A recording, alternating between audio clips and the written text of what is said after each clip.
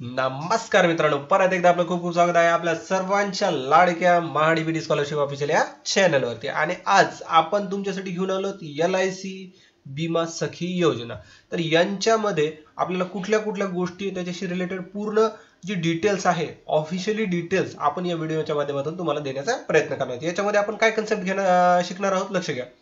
याच्यामध्ये फर्स्ट की आपण याच्यासाठी कोण पात्र आहेत, त्यानंतर लागणारा क्रायटेरिया काय, आपल्याला त्याच्यामध्ये मानधन किती मिळणार आहे आणि त्याची सगळी ऑनलाईनची प्रोसेस कशी करायची, सगळी डिटेल्स याच व्हिडिओमध्ये देणार आहे। व्हिडिओला बिलकुल स्किप करू नका, पूर्ण व्हिडिओ पाहत राहा, परत म्हणू नका काही विसरला आहे। ठीक आहे, चला सर्वप्रथम आपण महाडीबीटी स्कॉलरशिप ऑफिशियल या चॅनलवरती नवीन असाल, अद्याप या चॅनलला सबस्क्राईब केलं नसेल तर सबस्क्राईब करून घ्या आणि नवीन येणारे व्हिडिओ पाहायला विसरू नका। तसंच याच्याशी रिलेटेड भरपूर सारं कंटेंट चॅनलवरती टाकलेलं आहे, ते कंटेंट पाहायला सुद्धा विसरू नका। चला विदाउट वेळ वाया घालवता चालू करा आजचा आपला टॉपिक।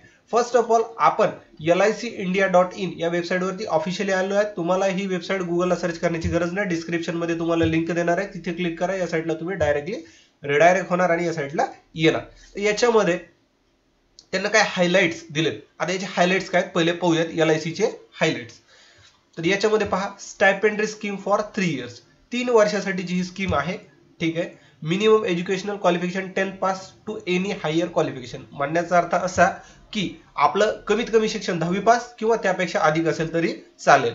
आणि minimum age completed 18 years as on date of application, म्हणजे काय की 18 वर्ष कमीत कमी असणं गरजेचं आहे, किंवा त्याच्यापेक्षा जास्त असेल तर वेलच।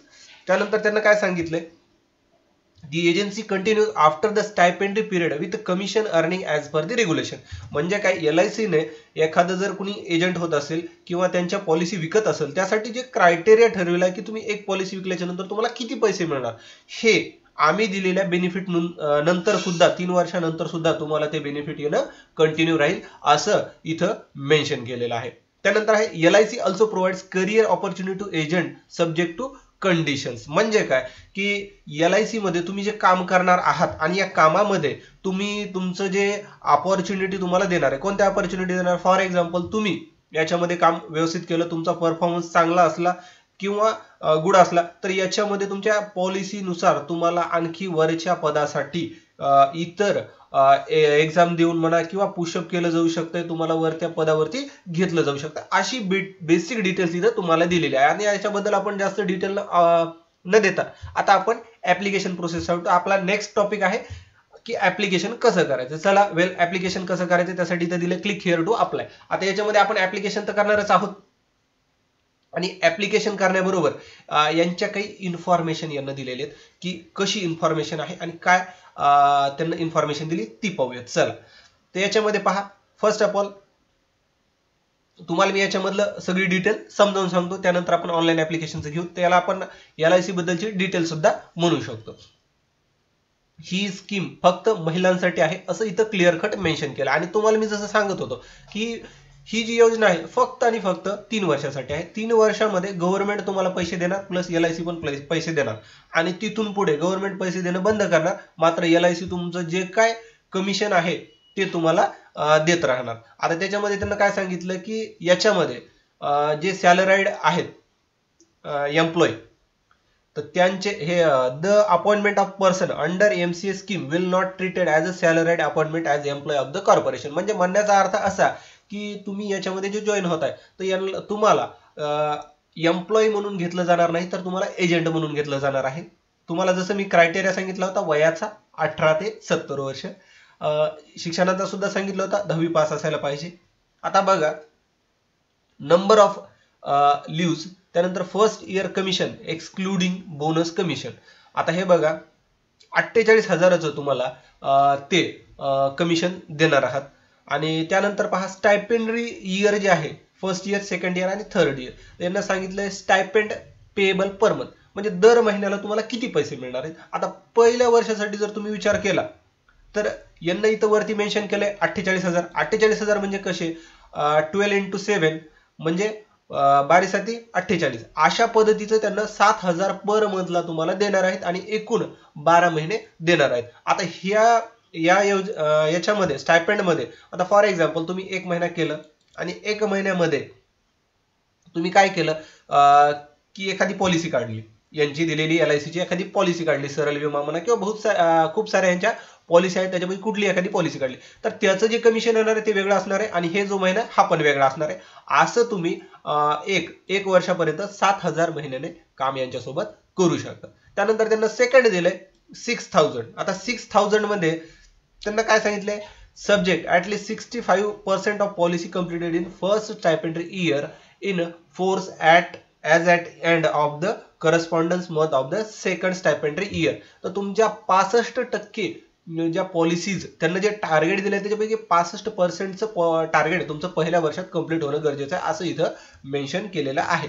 आणि या सेकंड इयर मध्ये तुम्हाला पर मंथली 6,000 रुपीज ते देणार आहेत, 6,000 रुपये तुम्हाला देणार आहेत. आणि थर्ड इयरला मात्र तुम्हाला 5,000 रुपये पर इयर देणार आहेत. अशी याची एकूण माहिती यांना सांगितली. आता याच्या सोबत तुम्हाला हा फॉर्म भरताना कुठल्या गोष्टी लक्षात घ्यायच्या आहेत ते समजून घ्या. आता याच्यामध्ये तुम्हाला लागणार आहे एज प्रूफ. एज प्रूफला आपण आधार म्हणू शकतो, पॅन म्हणू शकतो. ऍड्रेस प्रूफ मध्ये तुम्ही राशन यूज करू शकता, आधार यूज करू शकता.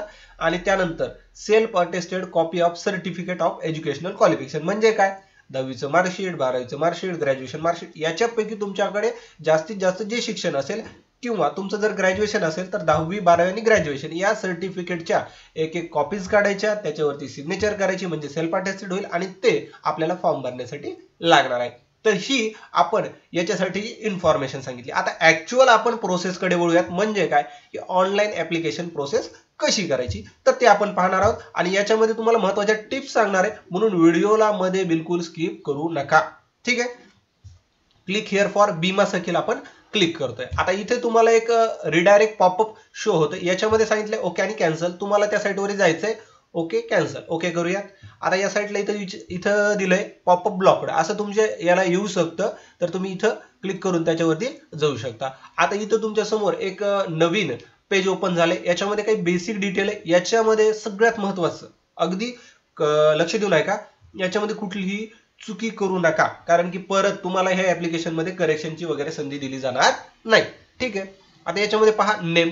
आता इथं नेम टाकायचं. नेम म्हणजे काय, तुमचं जे काय नाव असेल तर तुम्ही टाकू शकता. आता बरेच जण विचारतील सर फर्स्ट नेम अगोदर टाकू का, मिडल नेम टाकू का, लास्ट नेम टाकू. तर आपण ऍज पर मार्कशीट जाऊयात. म्हणजे मार्कशीटवर जशी आहे तशी स्पेलिंग इथं तुम्ही टाकायची आहे. आता मी इथं तुम्हाला फक्त प्रत्येक गोष्ट सांगणार आहे, मी भरणार नाही. आता इथं नाव टाकलेलं तुम्ही, त्यानंतर आहे एंटर मोबाईल नंबर. आता तुमचा जो कुठला चालू मोबाईल नंबर असेल तो एंटर करायचा आहे. सॉरी वरचं राहिलं डेट ऑफ बर्थ. तर डेट ऑफ बर्थ सुद्धा तुम्ही इथे क्लिक करून तुमची डेट ऑफ बर्थ जी असेल ती टाका. आता हे टाकताना इथं सांगितलं DDMMYY फॉर्मॅट मध्ये. म्हणजे काय, फॉर एक्झाम्पल एखाद्या लेडीची जन्मतारीख आहे 10 डिसेंबर 2000, तर त्यांना अशा पद्धतीनं भरायचं आहे. म्हणजे काय, सुरुवातीला डेट, मंथ आणि इयर असं येणार आहे. आता त्यांना सांगितलं एज अबव 24, वय तुमचं 24 पेक्षा पुढे आहे. प्रोसीडला ओके करा. त्यानंतर आहे मोबाईल नंबर. इथे एक तुम्हाला मोबाईल नंबर टाकायचा आहे. हा नंबर माझा नाहीये, एक डमी नंबर इथे टाकतोय मी. त्यानंतर आहे एंटर ईमेल आयडी. आता तुमचा ईमेल आयडी जो असेल तो तुम्ही इथं टाकू शकतो. मी आता एक डमी ईमेल आयडी टाकतोय. त्यानंतर विचारला ऍड्रेस. ऍड्रेस म्हणजे तुम्ही कुठे राहता. आता मी पहा माजलगावचं आहे आणि कोण कोण माजलगावचं आहे ते मला कमेंट करून सांगायला विसरू नका. तसंच बीड जिल्ह्यातलं कोण आहे आपापल्या जिल्ह्याचं नाव कमेंट करा मला. इथे आता मी माझा ऍड्रेस टाकतोय आणि ऍड्रेस टाकून झाल्याच्या नंतर आता इथं विचारलंय पिनकोड टाक. आता माझा जो पिनकोड असेल तो टाकतो. याच्यामध्ये आपण केअरफुली भरायचे. आता इथे पहा एक बटन दिलंय आणि याच्यामध्ये दिलंय if yes not eligible value no otherwise submit button not enabled on the screen. आता इथे विचारलंय are you related to any agent, development officer, employee, medical examiner of LIC of India, yes or no. तुम्ही LIC शी निगडीत कुठले कर्मचारी किंवा medical examiner आहात का किंवा एजंट आहात का, याच्याशी रिलेटेड जर तुम्ही काही असाल तर ही तुमची माहिती सेव्ह करून घेणार नाही. तर इथं मी सरळ सरळ नो करतो. जर तुम्ही असाल तर हा फॉर्म तुम्हाला भरता येणार नाही. व्यवस्थित ऐका. आता त्यानंतर पहा इथं मी पूर्ण माहिती भरली. आता चला मी इथं एक डमी नाव टाकून देतो म्हणजे फॉर्म सबमिट होईल. आणि एवढं झाल्याच्या नंतर आता तुम्हाला इकडे 2 बटन आहेत, बॅक आणि सबमिट. बॅक तर करायचंच नाहीये, सबमिट करा. आणि सबमिट केल्याच्या नंतर तुमच्या समोर एक पॉपअप शो होईल आणि तुमचं ऍप्लिकेशन सबमिट होईल. आता सबमिटला क्लिक करूया. Okay, must be no captcha वगैरे टाकलेला आहे आणि सबमिट करा. आणि एवढं सबमिट झाल्याच्या नंतर तुमचा ऍप्लिकेशन फॉर्म सबमिट होतो. अशा पद्धतीने हा फॉर्म आहे मित्रांनो, मैत्रिणींनो. आणि ह्या फॉर्म मध्ये तुम्हाला जर काही अडचणी आल्या तर नक्कीच मला कमेंट करायला विसरू नका. तुम्हाला नवीन कुठल्या टॉपिकवर व्हिडिओ पाहिजे तो सुद्धा मला कमेंट करायला विसरू नका. चॅनलवर नवीन असाल चॅनलला सबस्क्राईब करा, व्हिडिओ आवडला असल्यास लाईक करा. भेटूयात नवीन एका व्हिडिओ.